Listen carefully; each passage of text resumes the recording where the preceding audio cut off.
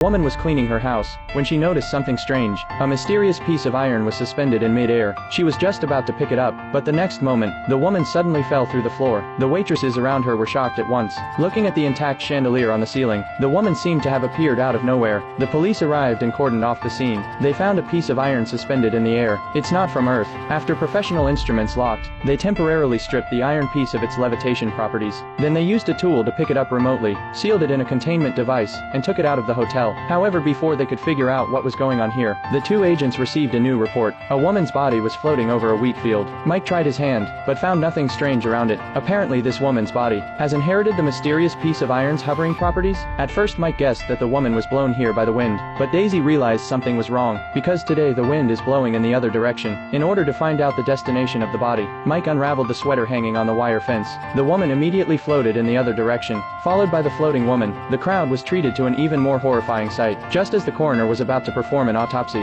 the corpse suddenly opened its eyes. But before the coroner could react, the corpses quickly closed their eyes again. Looking at this bizarre scene in front of them, both the coroner and the police were horrified. This is obviously beyond their knowledge. So in order to find out what was going on, the police immediately rushed to the place where the bodies were found. While they were confused, Will suddenly brought an important piece of news. He discovered that one of the women, she went to a nearby gas station to buy something, and there was a boy in the back seat of her car. After locking down the boy's information, they decided to investigate the boy's town, but the town was eerily quiet. They knocked on every house but no one answered. They couldn't even see anyone inside. But here's the strange thing. There was steaming hot food on the dining table. It was as if everyone in the town disappeared in the middle of lunch. The investigation got weirder and weirder. Then the two of them rushed to the neighborhood to look for, but the next moment, a floating body suddenly blocked their way. Daisy took out her phone to call for help. Mike went into the forest alone to check the situation. He found that all the trees around had been broken. Something seemed to have landed nearby. As he continued on his way, suddenly he saw a large piece of bizarre debris.